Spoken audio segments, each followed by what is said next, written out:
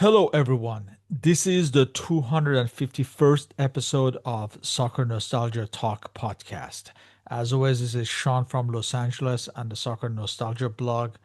For this episode, I interview Swedish football fan Mr. Martin Jönsson as we discuss the Swedish national team during the 1990 World Cup.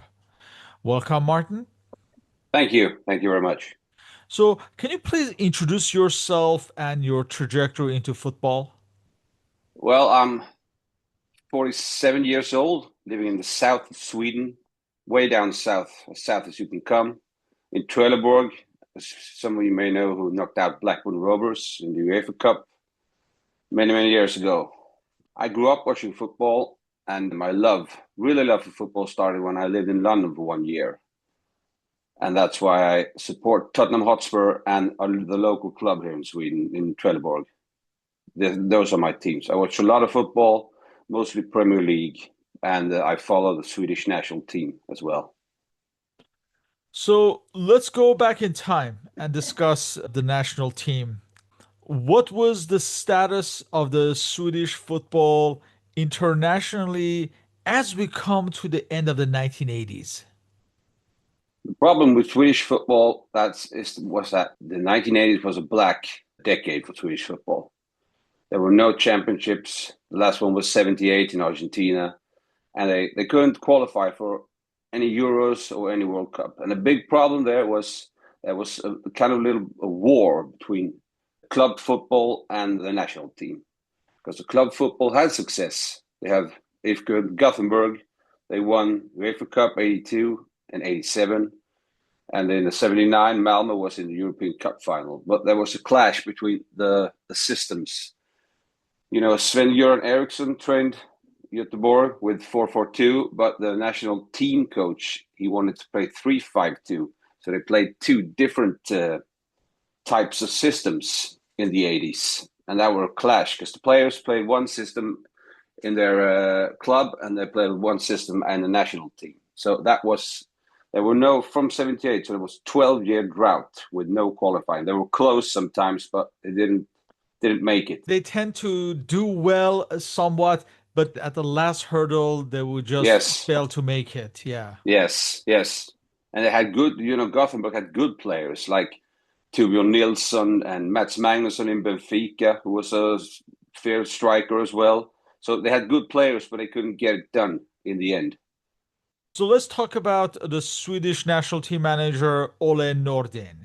Can you describe his trajectory as a player and manager up to this point?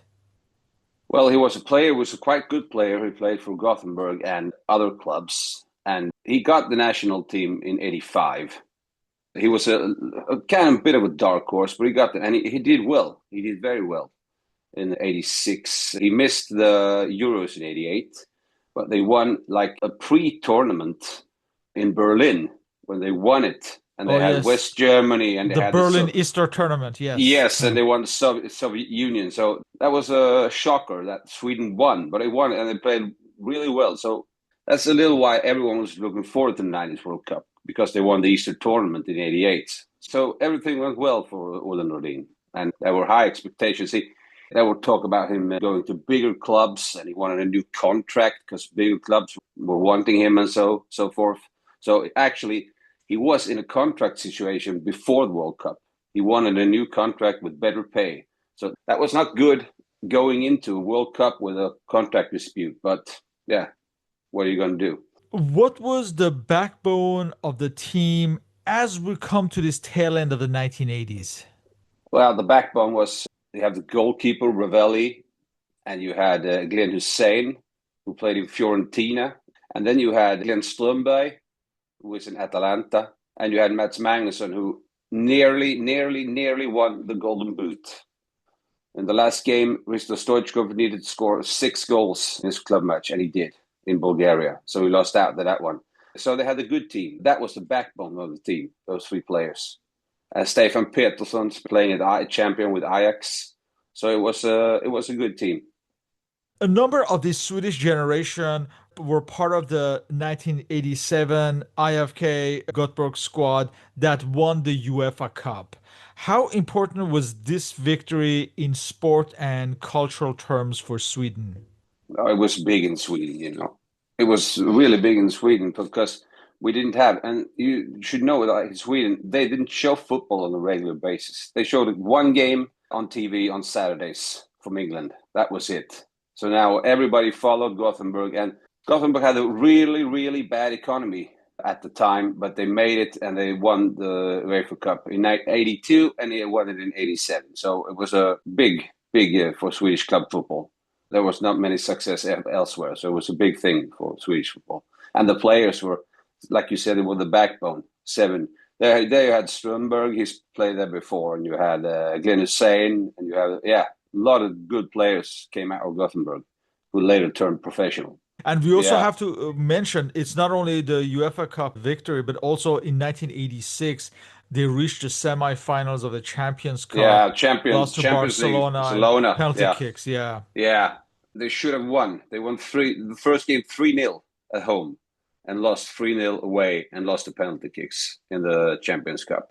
A Swedish team full of amateurs, just amateurs. That's a big thing to point out, that there were chefs and carpenters and salesmen who played against a semi-final against Barcelona. We'll never see that again. Never, never. Now, many fans outside of Sweden might not be aware, but if I remember correctly, Malmo, I believe, were the only professional club in Sweden. Can you describe this cultural aspect of Sweden and how it was viewed? Yeah, in Sweden it was they didn't like professionals. We had that in Sweden. Everyone should be the same. It's so it was Malmö who was early with full professional clubs, and as I mentioned, Gothenburg played in the semi-finals in the European Cup, and the big striker Torbjörn Nilsson, he works as a chef full time. So it wasn't common for professional footballers in Sweden. It was Malmö who was early out with that one. If you're a pro, you played abroad. At home, you worked. That was the case. So you worked full time on the day and you trained in the evenings.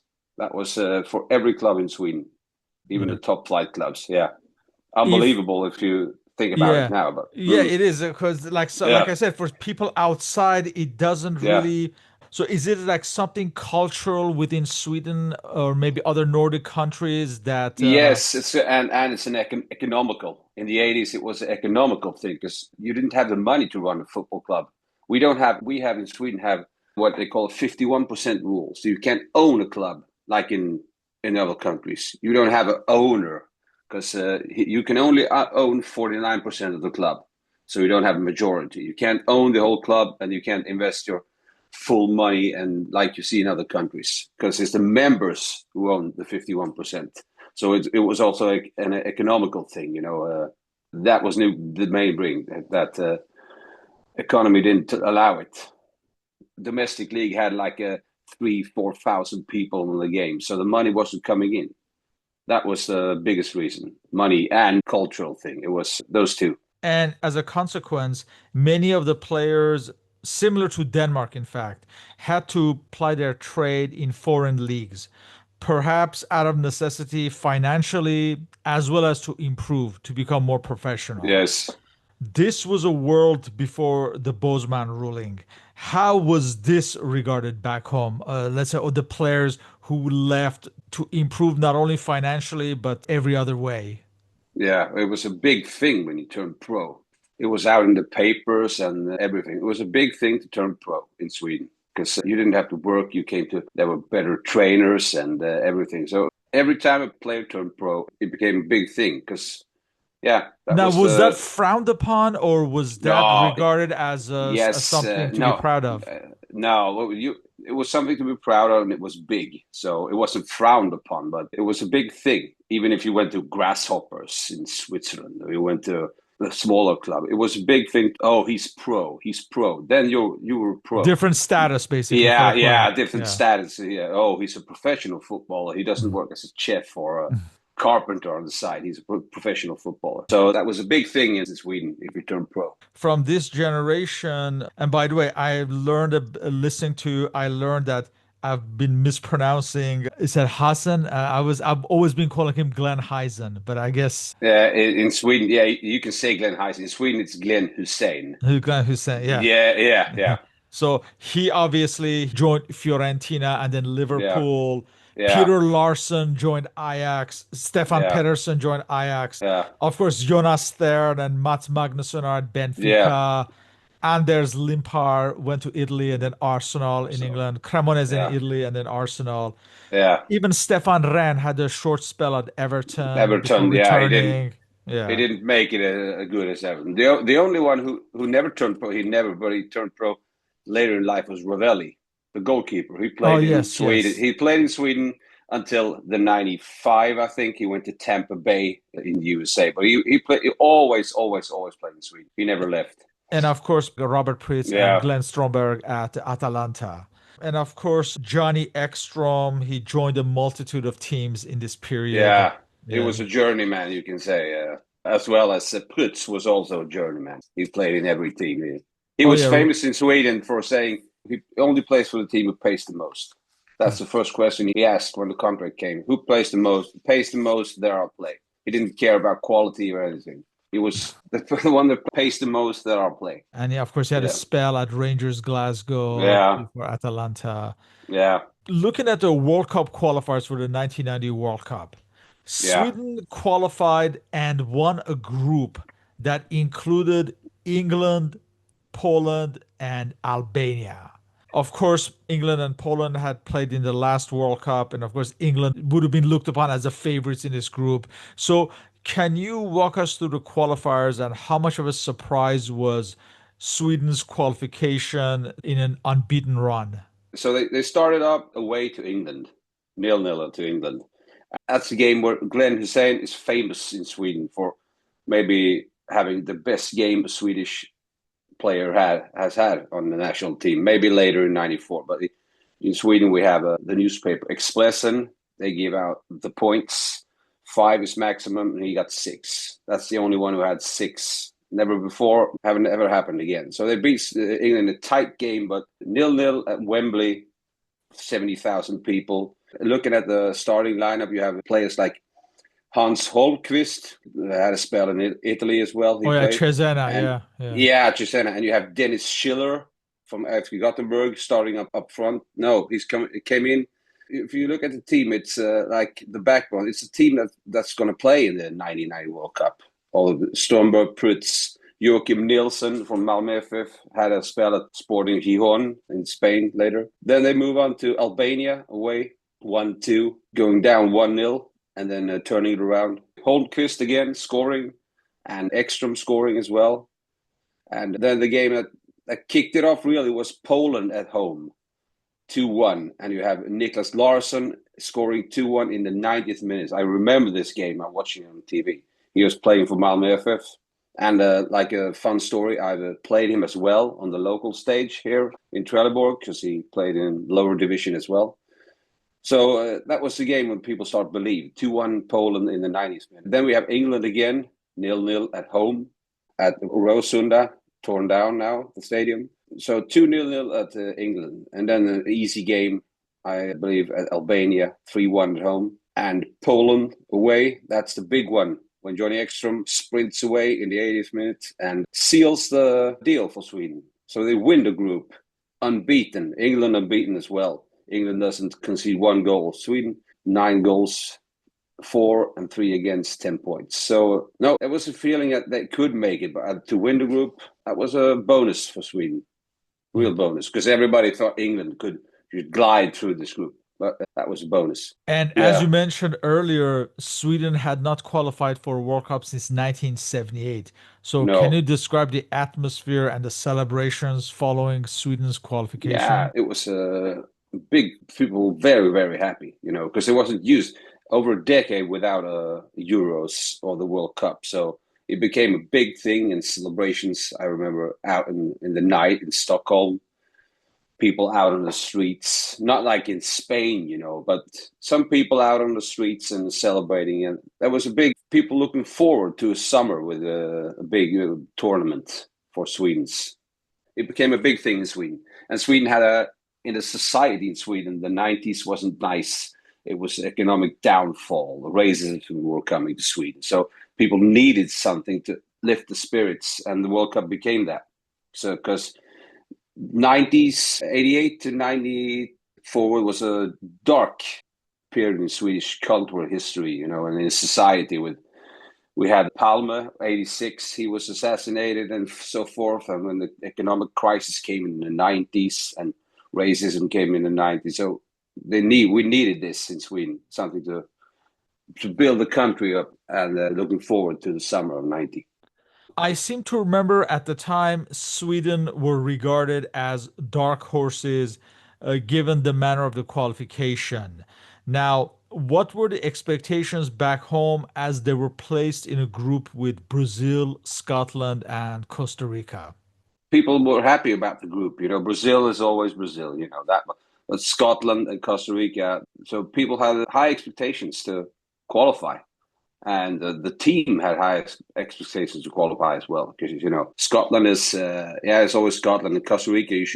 That was no brainer. You should beat Costa Rica every time you meet them. So there were quite high. People were talking about qualifications and to the second round. Yeah. Experts were calling it. So there were high expectations, not just from Swedish media, but from foreign media as well, because right. That's what I mean. There was a lot of hype. I seem to remember. Yes, there were hypes because they won the group and they had a good team. So that was not just Swedish media, but outside media as well. Were Sweden were hyped going into the World Cup. Easy to get carried away, when you have the first World Cup in 12 years and you have a good team and you have a relatively good group. It's easy to get carried away. Well, Ole Norden himself, he said that when you've made it to the World Cup, anything can happen. Yeah. Can we reach the final? My honest answer is yes. Why not? Yeah. You're here. Yeah. In Sweden, that's Swedish. The Swedish captain talking, reaching the finals when you haven't been there for 12 years. And he said, it's a good draw. We're in northern Italy where the climate suits us well. I would be very disappointed if we did not reach the last 16.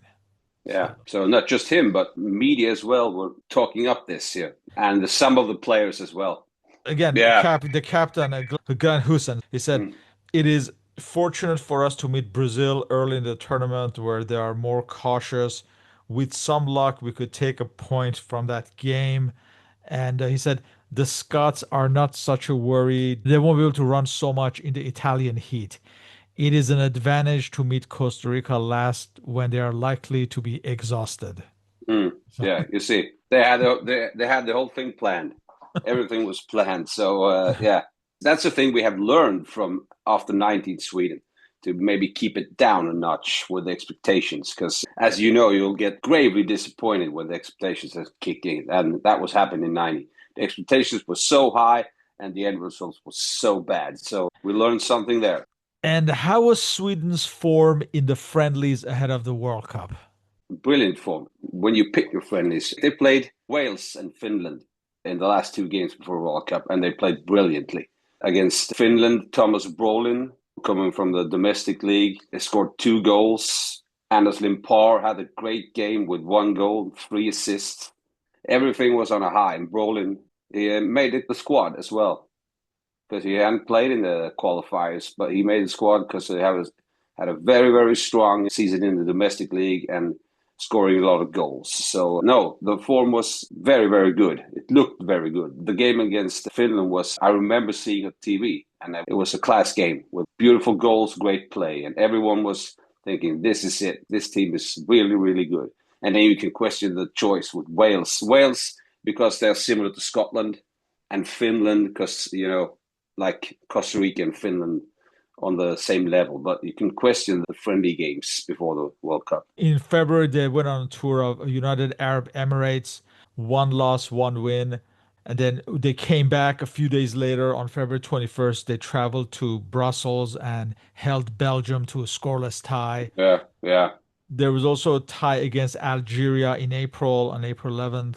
And there's that match on April 25th at Stockholm against Wales, where Thomas Brolin, on his international debut, scores twice in 5 minutes. Of course, the match against Finland just before the World Cup, where they win 6-0. And at this point, everything looks rosy for Sweden. Yes, Yeah. yes, it's just roses all the way, you know. That's why I think that's a little bit why the expectations were so high when they're leaving for Italy, because you know everyone talks about the game against Finland.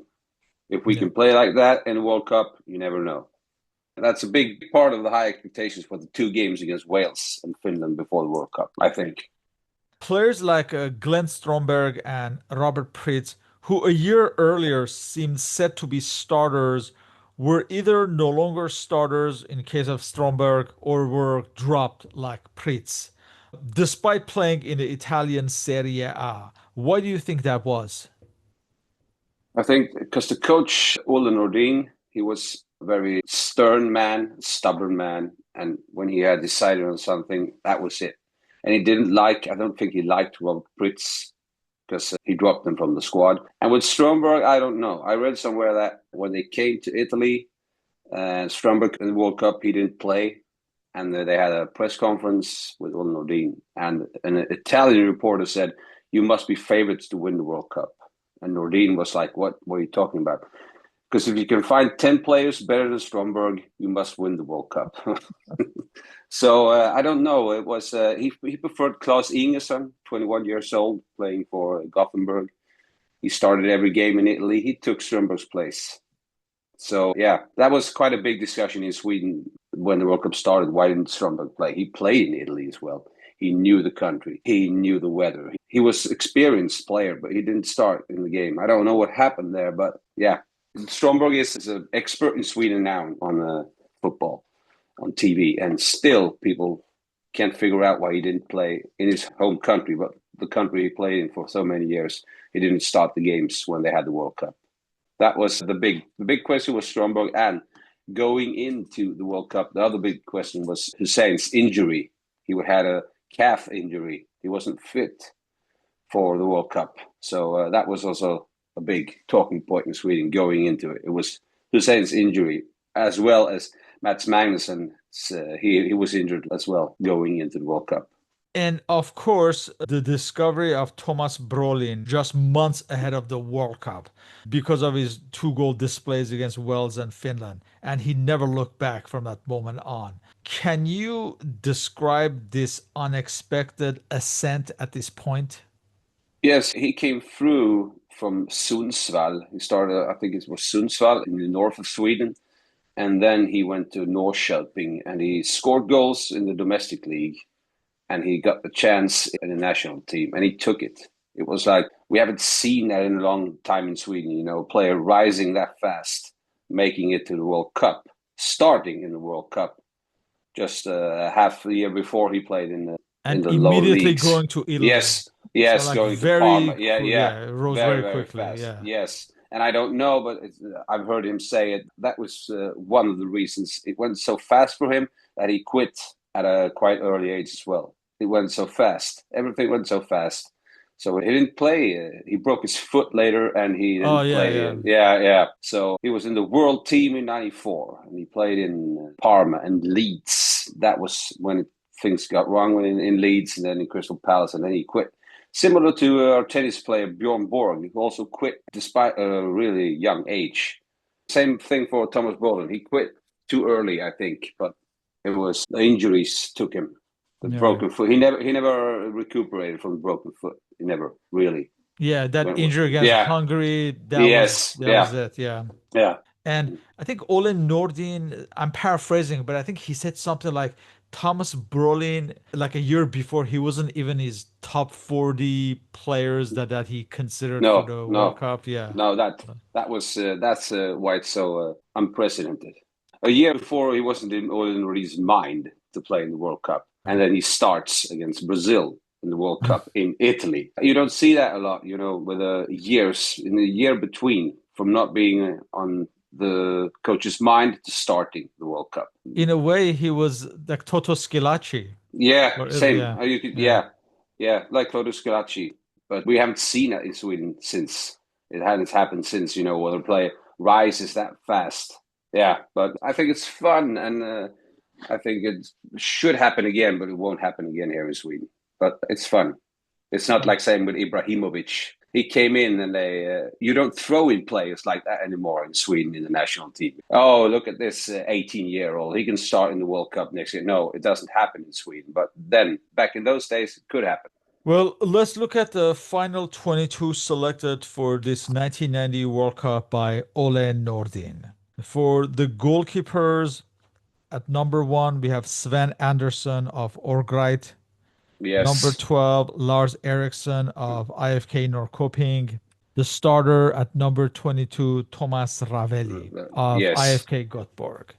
Defenders, number 2, Jan Eriksson of AIK. Number 3, captain of the team, Glenn Hussein of Liverpool in England. Yes. Number 4, Peter Larsson at Ajax in Holland. Number 5, Roger Leung of Young Boys Bern in Switzerland. Number 6, Roland Nilsson of Sheffield Wednesday in England. Number 7, Niklas Nyland of Malmo. And number 8, Stefan Schwarz of Malmo. Midfielders, number 9, Leif Enqvist of Malmo. Number 10, Klaas Ingesson of IFK Göteborg. Number 11, Ulrik Jansson of Osters. Number 13, Anders Limpar at Cremonese in Italy. Number 14, Joachim Nilsson at Malmo. Number 15, Glenn Stromberg at Atalanta in Italy. Number 16, Jonas Tern at Benfica in Portugal. Number 19, Mats Gren at Grasshopper Zurich in Switzerland. Strikers, number 17, Thomas Brolin at IFK Norrköping. Number 18, Johnny Ekstrom at Cannes in France. Number 20, Mats Magnusson at Benfica in Portugal. And number 21, Stefan Peterson at Ajax in Netherlands. Solid team. Yeah. Yeah. Fun fact is that you see the numbers they have. The star doesn't have number 10, and also because it's in alphabetical order. Right. And Ravelli should be really number one. yes, and Yeah.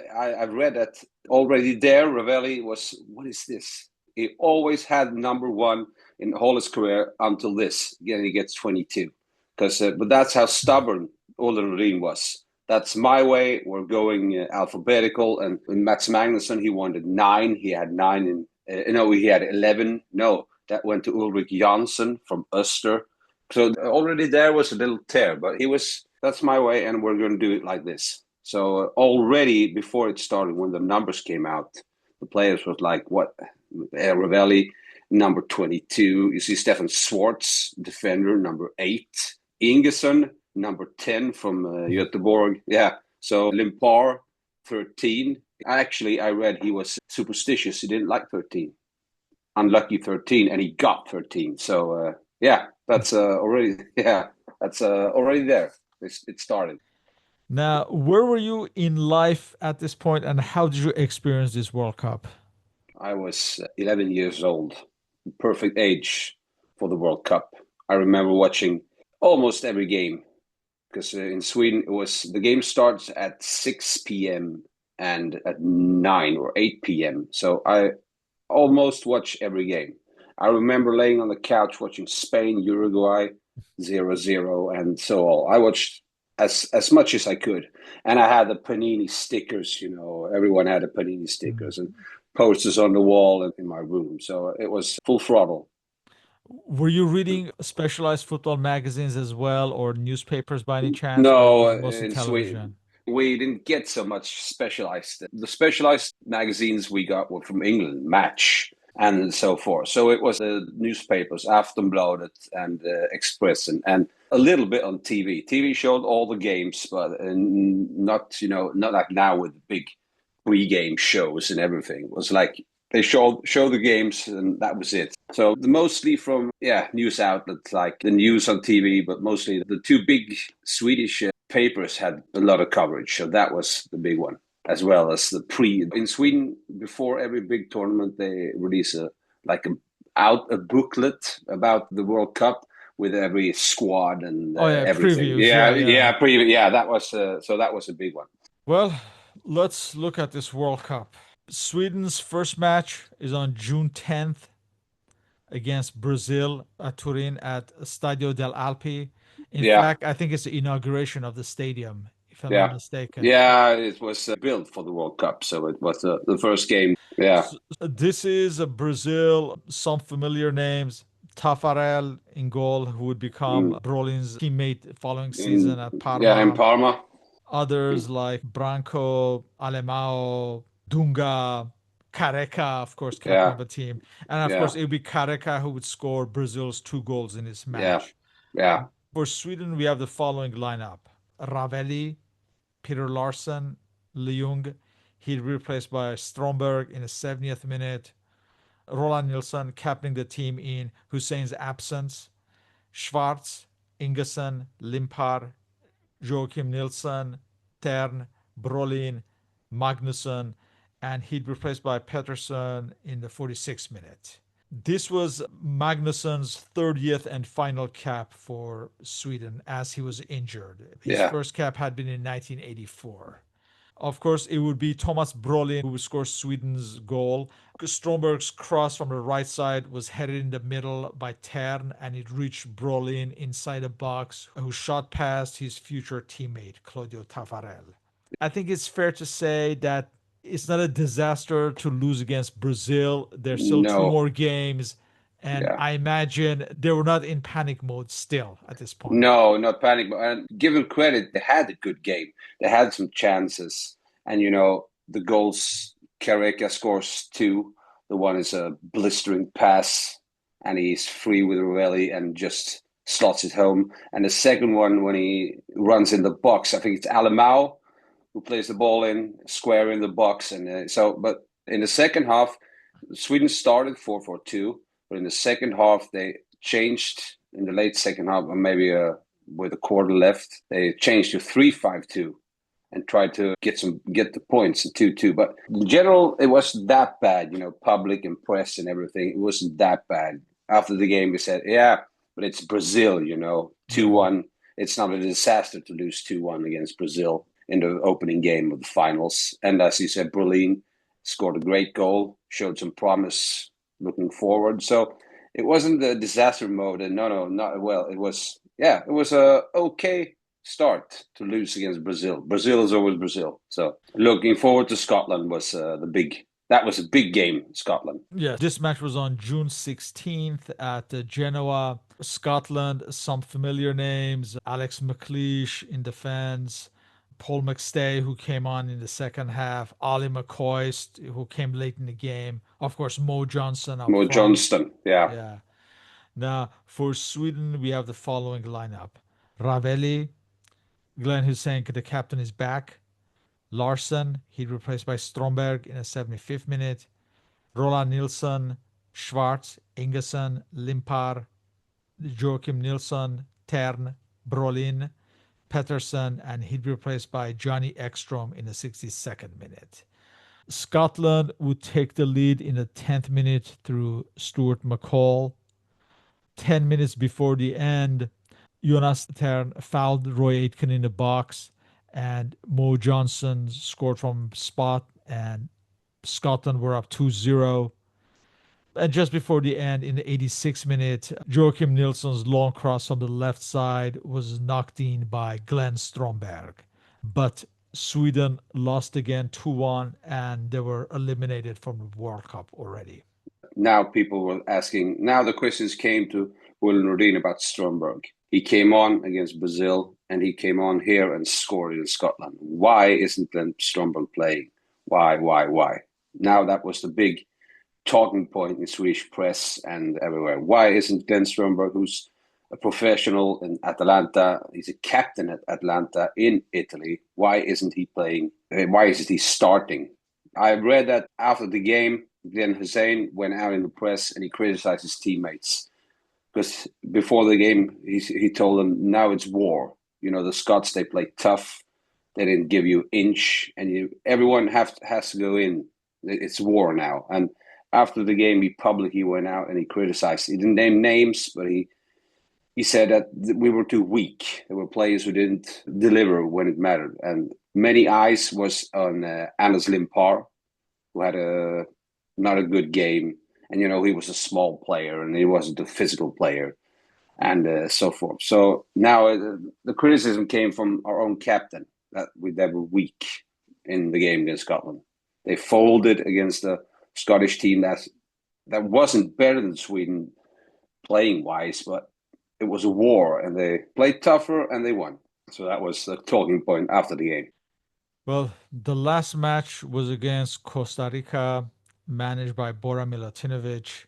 For this match, Glenn Stromberg actually starts. For this match, we have the following lineup: Ravelli, Hussein, the captain of the team, Larsen, Roland Nilsson, Schwartz, Ingesson, Joachim Nilsson, Stromberg. He'd be replaced by Leif Enquist in the 81st minute.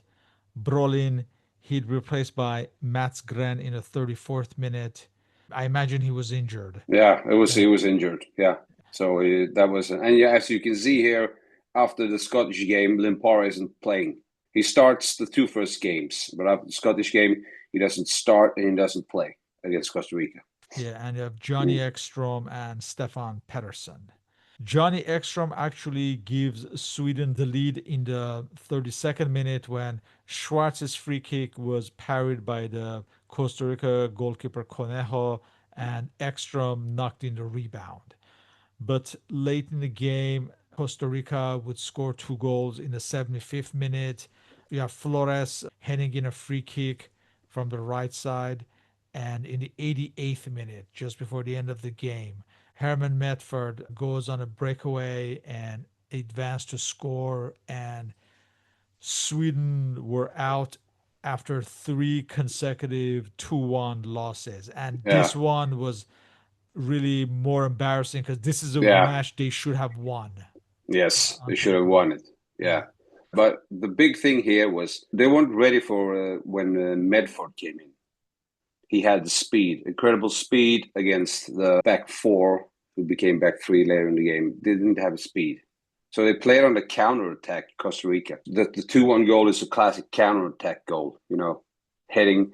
The ball goes up from Sweden. It comes right back from the head of a Costa Rican defender.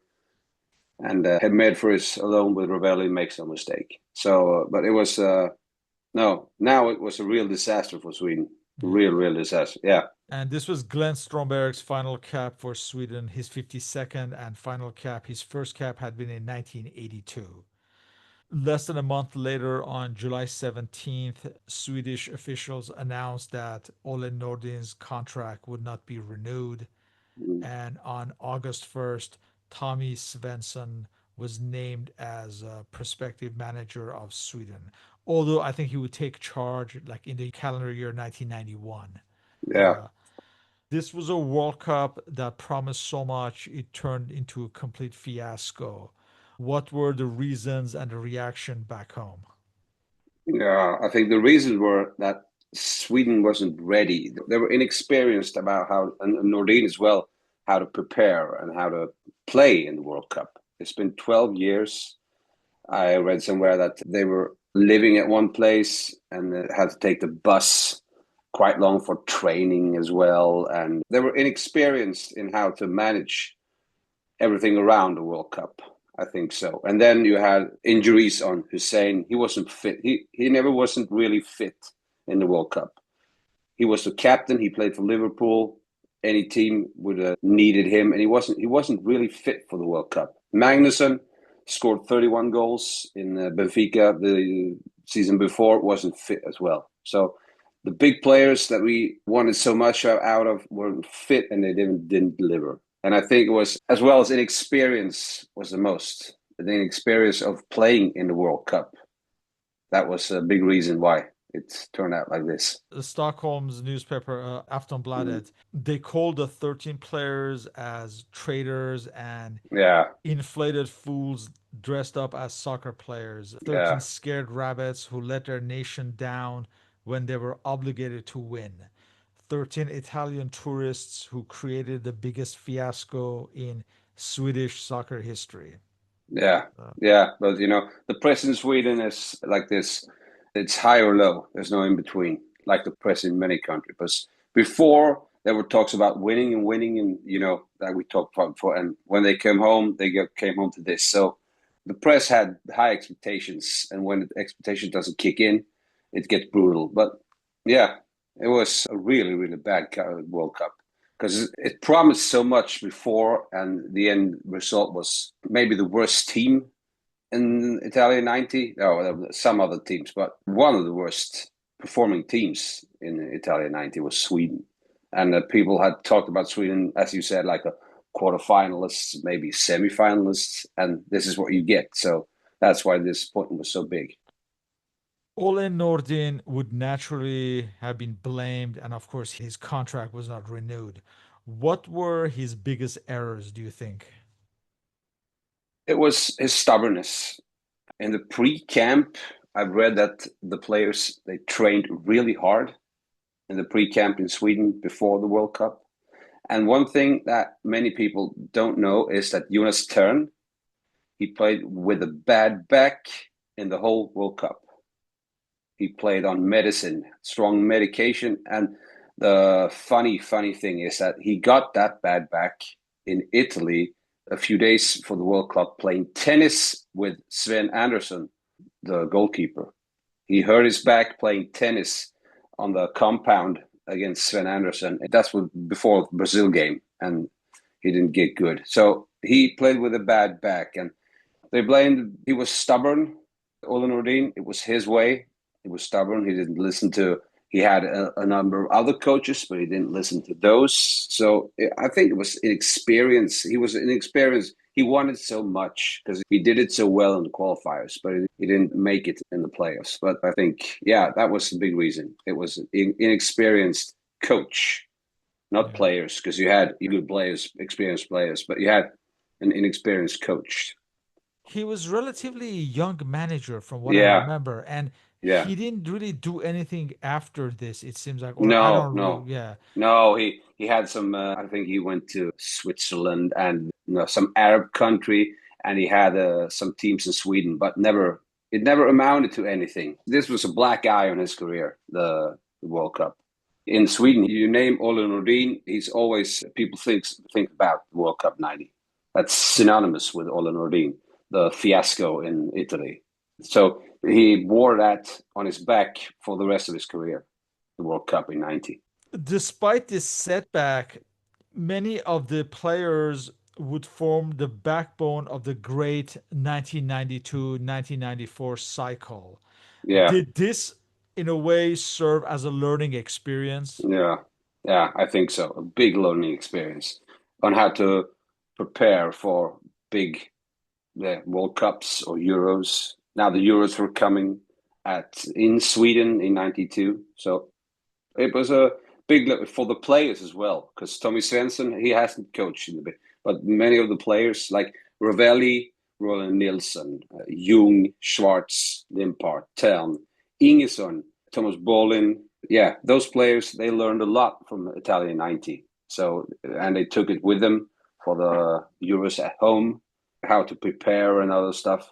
And then you had the next team in 1992, there was like the defense was all new. You had Patrick Andersson came in, you played Barcelona, Bayern Munich. You had Joachim Björklund coming in as well, playing Valencia. Those two central defenders, they were new. Roland Nilsson, they kept. Ravelli was highly criticized in Sweden in '92, before the '92, and even before the '94. And we all know what happened in '94. But he was criticized. People wanted him replaced, but there were some new players coming in, a new coach, new young players coming in, and still keeping like Town, Ingesson, Schwartz, Limpar, Brolin. So those who never got a chance again was like Heisen. He quit the national team. Strömberg quit. And Peterson didn't play much after this. Johnny Ekström was also out. So some new players coming in, but keeping some of them as well.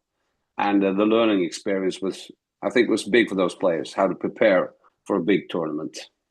And for the some of the names you just mentioned, Stromberg, Glenn Hussein, and of course Robert Pritz, who didn't even make the squad. Did this World Cup come a bit too late for that generation? I think so. It was especially too late for like Mats Magnusson. He was injured as well, and it came a little bit too late for Strömberg and Hussein and Pritz. He was, as you said, he wasn't even in the squad. So for those players, it would have been the World Cup '86 if we qualified for Mexico. That would be perfect for those players. And then you didn't have in '86 you wouldn't have like Brolin and other players. But for those players you mentioned, it would be or the Euros in '88. Those two were like the big ones. Would have been the big ones for those players. Had being absent for 12 years from their last World Cup, nor any finals for that matter, make an impact as a whole generation was not used to the finals of a competition? Yeah, that was a big thing. We weren't used to it. It's not like England or Italy or Brazil or that go to every World Cup or go to the Euros, Germany as well. They're used to it. It's in their DNA to play those big tournaments. But Sweden played Argentina 78 and they didn't play till Italia 90 again. That's 12 years with no World Cup or Euros. So that was I think that was a big thing for not just the players or the coaches, but all the staff, the physios and everything. It was they weren't used to this. Yeah, so that was a big thing. Yeah, there are times where Mm. teams qualify, or let's say they're rather comfortable in the qualification phase, but once they come to the main event, it's a whole different matter. Yeah, yeah, Yeah. yeah. That's a big thing. I think the Swedish squad thought it would be like in the qualifiers, but the World Cup is a completely different thing. You have 3 games, maybe 2 games where you have to deliver or you're out. And Sweden wasn't used to that at all. In general, what was the historical assessment of Ole Nordin's years as national team manager? Like I said, he started out well in '85 and had some good games, won the Easter tournament. A lot of people in Sweden, we found our guy. This is the guy who's going to lead us to the glory land of the '90s. First World Cup in Italy and then the home Euros. That's the guy. But like I said, that was a black eye for Ole Nordin, the Yeah. World Cup. Yeah, Isn't it that a bit sunk him. unfair though, you think, like when you Yeah, think yeah. how But things started? it's harsh, but that's the reality in Sweden. We in Sweden, we don't talk so much about ourselves like they did in the '90s. That wasn't common, with talking about semifinals and quarterfinals. And that's why the disappointment was so big. And he had to carry the load. He was to blame. He said it himself. You can't blame 22 players. You have to blame me. I'm taking responsibility. And he didn't get the new contract. I feel quite bad for him because he was a good coach. He showed that between '85 and up to the World Cup. He wasn't a bad coach. He had some good spells. But the only thing people talk about when they hear Ole Nordin is Italia '90. That's what they remember about him. Sweden were due to host the 1992 Euros. Was there a belief that they had to make up for this performance? So, what was the outlook for the future? The new coach, Tommy Svensson, he brought in some, as I said, a lot of young new players, and he brought in different type of mentality. Yeah, Swedish football was not in a good place after Italia '90, not in domestically. Attendance were down, results were poor, and they didn't go into the Euros with really, really high expectations. Okay, home team. They got France and England and Denmark in the group, but it turned out to be the starting point for what we all know was the '94 World Cup. It was like a new beginning with quite new players, a new coach. So that was we're lucky to have had. But I think I was lucky to not lucky, but it was good to have the Italian '90 because we learned a lot about the Italian '90, about how to prepare and everything. So without Italian '90, I don't think there would be a '94 World Cup in the US when we took the bronze. I think we learned a lot from the '90s World Cup. In closing, what is the legacy of Sweden's 1990 World Cup in terms of the overall history of Swedish football?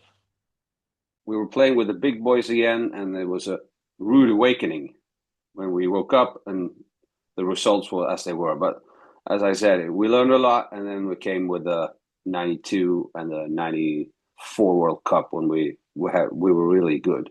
So the big thing is that they learned how to play in a big tournament, what it takes to play in a big tournament, what it takes to win, what it takes to qualify. They learned that in 1990. That was a big thing. Well, with that, I would like to thank you for your participation in this interview. And all our respective contact information is listed on the blog and podcast uploads. So, Martin, thank you once again and hope to Thank you. continue these discussions on Swedish football history. Yeah. Thank you. Thank you very much. Thank you.